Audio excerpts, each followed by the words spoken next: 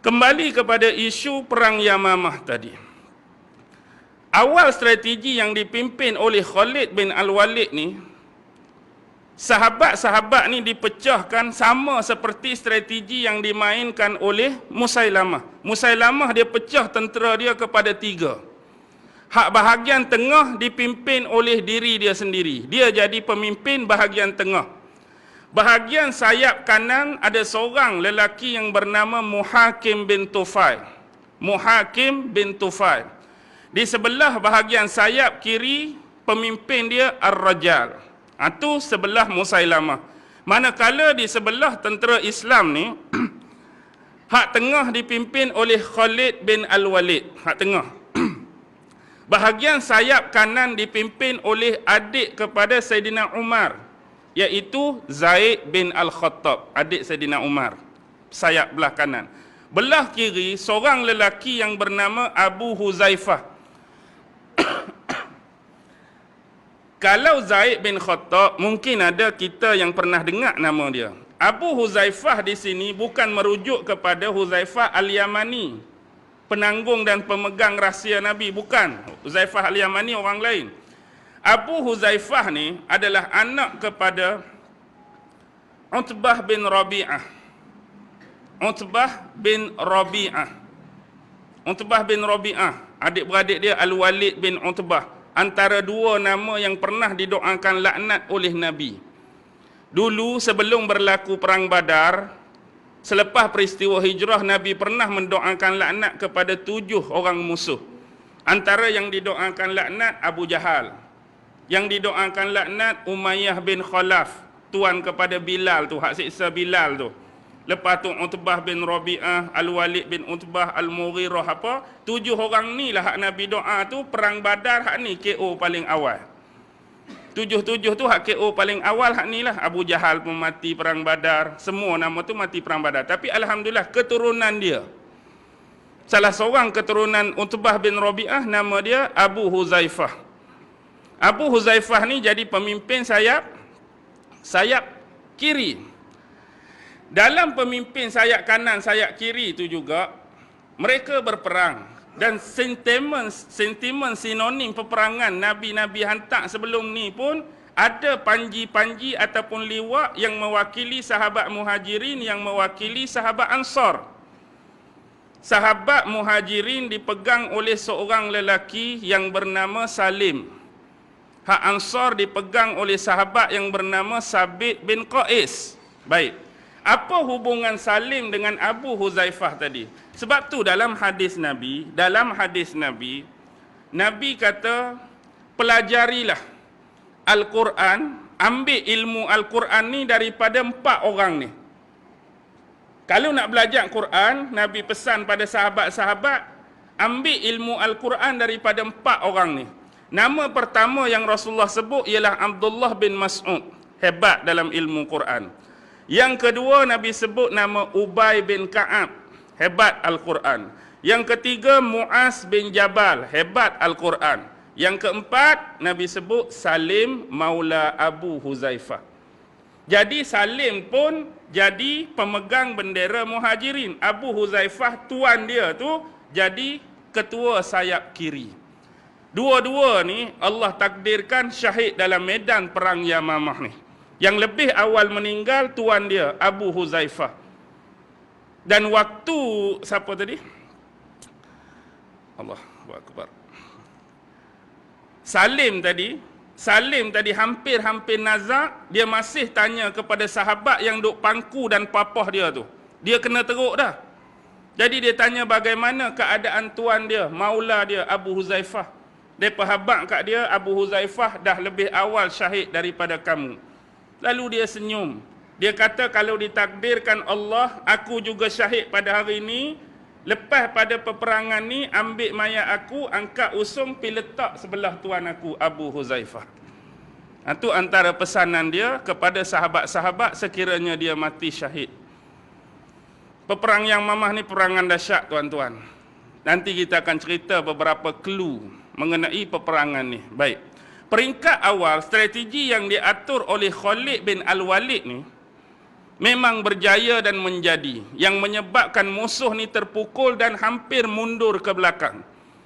Tetapi dengan kebijaksanaan orator di sebelah lawan Musailamah tu, mereka counter, reverse balik serangan tadi.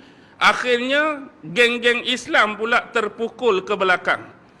Dan pada saat-saat genting, sehingga pasukan musuh ni dia masuk melalui 3 penjuru. Maksudnya hak sayap kiri depa, sayap kanan depa, hak tengah depa tak serang bersemuka dengan sayap-sayap sama tengah tadi. Depa pi serang 3 tu buat bentuk tajam, pi serang bahagian tengah. Jadi semua sayap kanan pi masuk tengah, hak tengah pun pi tengah, hak kiri pun pi tengah. Jadi merebakkan pasukan Khalid Al-Walid ni terundur sampai ke tahap musuh boleh masuk dalam kemah khas komander perang. Maksudnya kemah khas yang didirikan kepada Khalid bin Al-Walid. Sampai mereka berjaya turun daripada kuda-kuda, cabut kain kemah, cabut tiang-tiang kemah, yang kebetulan dalam tu ada isteri Khalid bin Al-Walid yang dia bawa sekali. Hampir-hampir terbunuh, tapi berjaya diselamatkan oleh sahabat-sahabat. Lepas itulah baru strategi Khalid bertukar. Khalid melihat, dia dapat idea strategi ni daripada bagaimana musuh mencorakkan pasukan mereka. Sebab yang menjadi penyokong-penyokong Musailamah Al-Kazzab ni terdiri daripada pelbagai kabilah dan suku. Suku ni hak nak murtad join dia, kabilah ni hak nak murtad join dia, ramai. Jadi Khalid bin Al-Walid pun sedar, selain daripada sahabat Ansar dan sahabat Muhajirin, mereka juga punya sahabat-sahabat yang duduk kabilah-kabilah dan suku di pendalaman. Lalu dia buat di bawah Muhajirin, di bawah Ansar ni satu skuadron. Dia panggil pasukan-pasukan kecil yang dipimpin oleh suku masing-masing. Terutama kalau dalam tu ada ayah dengan bapa terlibat sekali. Contohlah kita kata, orang-orang kawasan Bayan Lepas ni geng-geng Ansar. Contohlah kata, geng-geng Ansar. Sebelum ni kita duduk dalam satu pasukan, bercampur semua. Tapi strategi yang ditukar, bawah pasukan kita Bayan Lepas ni, dipanggil Ansar ni, dia bentuk skuadron-skuadron kecil. Geng Saidina Umar Al-Khattab, dia ada geng dia, dengan pengurusi dianya, AJK dianya, duduk bawah tu juga. Tapi dia membentuk skuadron kecil. Mayang Pasir punya, dia ada hak dia. Kemudian Sungai Tiram dia ada hak dia, Bayan Lepas punya dia ada hak dia, tapi masih duduk bawah satu pasukan. Dan kalau boleh dalam tu, biar ada bapa dengan anak, supaya rasa kesan peperangan ni dua-dua boleh tunjuk semangat kejantanan masing-masing. Bapa ni nak tunjuk kepada anak semangat keperwiraan dia, anak juga nak tunjuk semangat kejantanan dia pada bapa dalam peperangan ni. Okey, boleh faham Jadi bila dia susun strategi macam ni, akhirnya berjaya. Musuh ramai yang terpukul. Macam ni lah mudah. Sebelum kita pi pada clue yang terakhir, Islam ada 13,000, lebih kurang 13,000. Mereka ada 40,000. Islam yang terkorban cuma 1,200. Daripada 13,000, 1,200. Mereka daripada 40,000, 21,000 yang mati. Hebatlah tentera Islam tak? Walaupun bilangan kecil, kita kehilangan 1,200 sahabat saja. Mereka 21,000. Dalam 1,200 sahabat itulah yang pernah dibimbangi oleh Saidina Umar, iaitu orang Islam kehilangan 70 sahabat yang hafiz Quran dalam perang ni lah.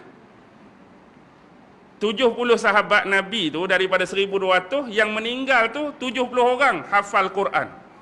Jadi bila habis perang Yamamah, Saidina Umar bin Al-Khattab menyarankan kepada Saidina Abu Bakar, kalau nak tulis Quran, boleh dah. Sebab memandangkan perang ni saja, hak hafal Quran 70 orang dah hilang. Maksudnya bila matinya penghafal Quran, maksudnya hafalan tu dia tak pergi pada orang lain. Hafalan tu pergi ke mana? Hafalan tu akan pergi bersama dengan kewafatan dia. Bukan kata, aku nak mati dah, aku pindahkan hafalan aku pada sahabat lain. Kalau boleh pindah lagu tu tak apa, tak risau sangat. Hak ni pula, aku nak mati dah, aku pindah hafalan ni pada hak ni. Tak apa lagu tu. Ni mati-mati lah. Lepas tu kalau hak duk ada ni, lagi ada peperangan, mati lagi. Kalau hak duk ada ni, ada perang lain, mati lagi, mati, takut jumlah tu lagi kecil. Jadi Saidina start mengumpulkan Al-Quran ni sebenarnya start zaman Saidina Abu Bakar lagi. Cuma pembukuan yang komplit dan sempurna berlaku pada zaman Saidina Osman. Tu. Jadi zaman Saidina Umar pun duk kumpul lagi, kemudian baru ditulis oleh sahabat. Baik. Bila tentera Islam ni kuat, walaupun dalam keadaan kuat, musuh pun masih ramai. Saya nak sebut beberapa peristiwa yang menyayat hati. Peristiwa menyayat hati. Pertama ialah tentang Sabit bin Qais. Hak kata pemegang panji apa? Pemegang panji sahabat-sahabat Ansar. Sabit bin Qais ni sebelum masuk perang Yamamah, dia dah siap bawa kain kafan dia dah. Sebelum perang lagi dia bawa kain kafan dah. Sebab dia tahu berkemungkinan pi ni antara hidup dengan mati. Kita cuma 13 nak lawan 40. Jadi apa inisiatif yang dia buat? Dia tak mahu menyebabkan ketakutan pada diri dia yang boleh menyebabkan dia lari daripada medan perang ni. Maka dia gali lubang. Di pasir tu dia gali parah lutut. Dia masuk dalam lubang tu, dia kambuh balik seolah. Lepas tu dia tak boleh nak bergerak lah. Maksudnya tak mahu lari di situ. Jadi dia kambuh tu duduk dalam tu. Orang mari duduk lawan pedang, orang mari duduk lawan tombak, lawan pedang. Last kali ramai orang ni terbunuhlah dia.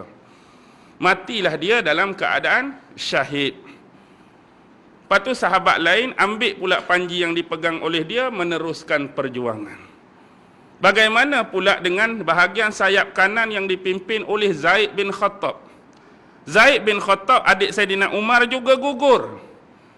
Tapi perkataan terakhir yang dia sebut, wahai sahabat-sahabat tentera Islam, gigitlah Islam itu dengan gigi-gigi geraham kamu. Pegang Islam sungguh-sungguh, tebaslah musuh-musuh kamu pada hari ini dan majulah terus ke depan sehingga musuh Allah itu kalah dan musnah.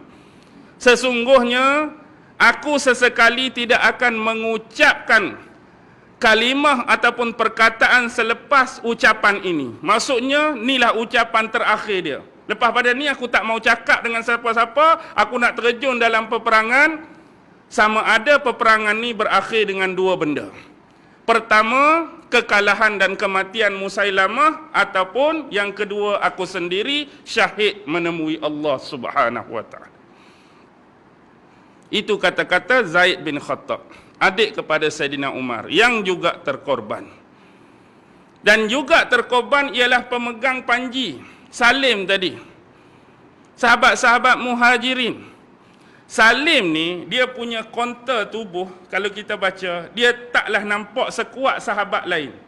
Dia punya kontur tubuh, poster tubuh dia tu, bukan poster POSTER, tu poster orang tampai. POSTUR, poster tubuh, bentuk tubuh.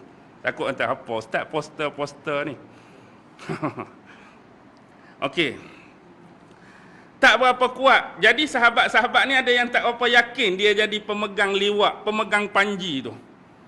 Jadi atas keresahan tersebut, dia sebut kepada sahabat, kalaulah sekiranya kekalahan pasukan tentera Islam ni, kekalahan dia disebabkan oleh aku. Nampak aku ni nampak tak berapa kuat, tak berapa ganas ni. Kalau kekalahan tentera Islam ni disebabkan oleh aku, maka aku akan menganggap bahawa akulah seburuk-buruk penghafal Al-Quran. Maksudnya dia sebut perkataan tadi untuk menaikkan semangat dia.